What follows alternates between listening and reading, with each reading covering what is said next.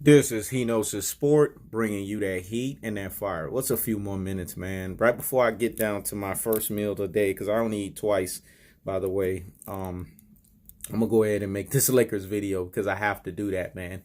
Here's the thing. I don't know how much longer the Lakers are gonna tolerate LeBron James for the next 4 years they have him, because you pretty much can say this year is done. And then this year in the books, they didn't make the playoffs. So that's just the truth of the fact of the matter.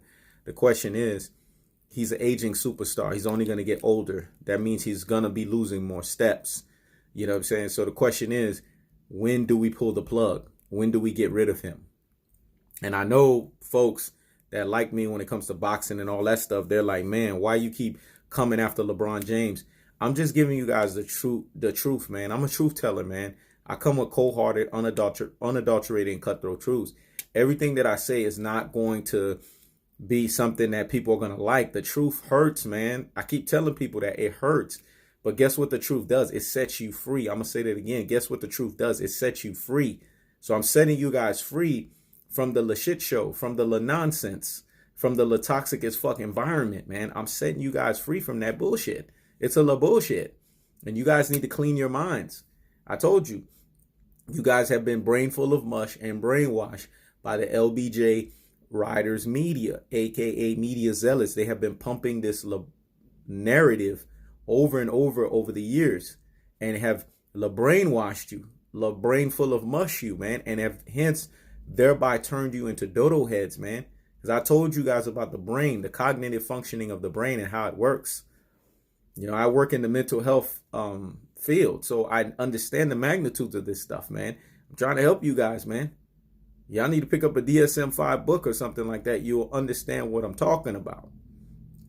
You know, the brain has a certain period of time to where the neuron receptors in the brain cells need to click. It needs to hit on all cylinders. And if it doesn't do that at that period of time, then you lose those neuron receptors.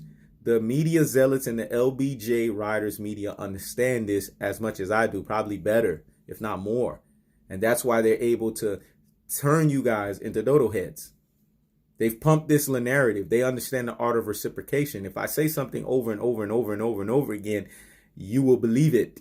I am one of the masters of the art of reciprocation. That's why I got people saying Rudy Poo. That's why people got people saying plum plum. That's why I got people saying you dodo heads. Because I understand the art of reciprocation. You say something that people like, they enjoy, over and over again, and you say it convincingly, and you say it without fail, and you say it with conviction, people will follow that. That's just how it rolls. So they've been pumping this narrative over and over again to make you think that this guy's the greatest thing since sliced bread, when in actuality, he is the greatest of all trolls. That's his truest, or how should I say it in my version, his truest and most properest levels. The real G's out here, the super real G's out here, and the ultimate real G's out here in these NBA streets, they understand the magnitudes. They understand the full gravity of what I say and how I say it, because you know why? They're deep thinkers like me.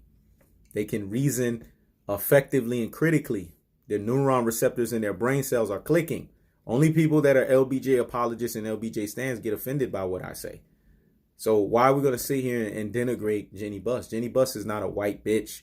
So I didn't like that comment when I heard that. Like, that's disrespecting women, you know what I'm saying? And it says a lot about you as a man when you do stuff like that. If you get offended by it, it is what it is. Women need to be respected. You know, we're not going to disrespect women. Jeanie Buss is a very smart woman. Phil Jackson was warning her ass about LeBron James, but she got caught up in the hype.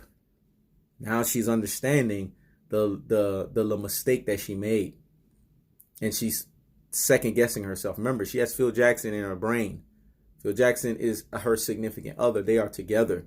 Remember, a few years ago there was a La Posse moment between Phil Jackson and LeBron James. LeBron James can't even respect a guy like that has won 11 championships. Who the fuck is he going to respect? Come on, man. He didn't respect Pat Riley. That's close to Phil Jackson. That man got 7 of them damn things. And he didn't even respect him either. So again, who the fuck is he going to respect? This is what I'm trying to tell you. Pat Riley's giving her intel. Pat Riley was her mentor and still is her mentor. Phil Jackson is her mentor, even though they're together. You mean to tell me when they sleep at night, he's not in her ears about this dude? Come on now. Y'all got to think, man. Y'all got to be deep thinkers out here. They know the clock is turning, and they're being very methodical and strategic. They know that they're going to pull that trigger on his ass at the right time. They're giving him this 1 year. You know, it's like a la breather, a la break. And then by year 2, once the Lakers fan make it inevitable, they don't want him anymore because he hasn't earned their low respect. He hasn't earned the respect. I was going to say low respect. What low respect this dude has? He's a little overrated. That's what he is at his highest and most truest levels. But if he can never gain their respect, that's it. Then they can run with that because that's credible. That's how you break him down. And then the fact that he's aging, that's not helping him as well. So they'll have credible stuff to come after his ass. It'll be credible before they get rid of his ass and trade his ass. And then that's when we're going to see the domino effect is taking place. But remember, I was the one that broke this stuff from the get-go. I said it before anybody else. I said it before my bros in arms, the Ticket TVs, the Casino for Life. I was saying this shit before them. And they real G's out here. They super real G's and they ultimate real G's out here in these NBA streets. But I saw it before them because I'm playing chess, not checkers. I'm 7 steps ahead, man. Sun Tzu, a.k.a. Art of War, dog. I don't go into a battlefield without not knowing the outcome. I've already known the outcome of the situation. And I know cats are like, damn, this dude always tooting his own horn. But guess what? Self-preservation is the law of the land. If you're not going to toot your own self and you're not going to rep your own self, then who's going to do it for you? If you don't take care of yourself, then who's going to take care of you? Whoosh. What I just said was deep and profound. Let me rewind it back to the tail of the tape and fast forward it so you can hear it again because it sounds so damn good. If you don't take care of yourself, then who's going to take care of you? So you got to have some kind of bravado about yourself. You got to have some swag about yourself. And I like people that are like that because I'm like that. So the point that I'm trying to make, what's the narrative of the situation? The clock is ticking. LeBron James is on what I call the Lakers time, man. The purple and gold time is not like Cleveland. His ass could have been revered as a damn borderline deity in Cleveland if he would have stayed there. But no, he wants to be an idiot and come over here. Didn't take the heat of Shaquille O'Neal. Now these guys that have been trying to stick it to him, all these NBA executives and GMs, they could hide that behind the mask of the purple and gold. Because no one player is greater than the purple and gold, man. Y'all need to understand what I'm saying out here, the magnitudes of what I'm saying. Because I'm giving y'all comprehension in the $1 million game, but y'all ain't hearing me out here in these NBA streets. If you listen to what I'm saying and understand the magnitudes of what I'm saying and come to my Yoda school as I'm molding you guys into true and rare, proper basketball knowledge, folks, you will understand what I understand, probably better. There's one guy, shout outs to him. I'm going to mold him because I see potential in him. He could take this basketball thing even higher than me. Special shout outs to Freddie Gee. Once I reprogram his brain, because I like his basketball mind. His basketball mind can even be sharper than mine, and that says a lot because I have probably the sharpest basketball mind on this planet, and he can surpass me. I'm looking at him as my pupil, but he needs to get off that apologist and LaStans bullshit. If he takes his mind away from that, he gets reprogrammed the way I'm trying to reprogram his hard-headed ass Luke Skywalker ass into the Yoda school that I'm putting his ass in, he will become the best and greatest basketball purist knowledge person. Better than me, better than my little brother. And that says a lot because we are the ultimate OGs when it comes to basketball. We know this thing better than anybody. He can surpass us. But he has to stop being hard-headed and listen to what I'm saying. Because that boy got potential. When I listen to him talk, that boy got potential. And I had to give him a special shout out. I know he likes this. At the same time, he hated too because I'm coming for his neck.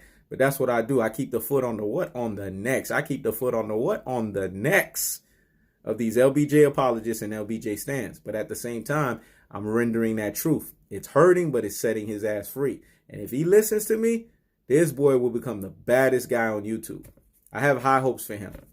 And if he listens to me, I can mold him the right way. I just figured I had to give him that quick shout out.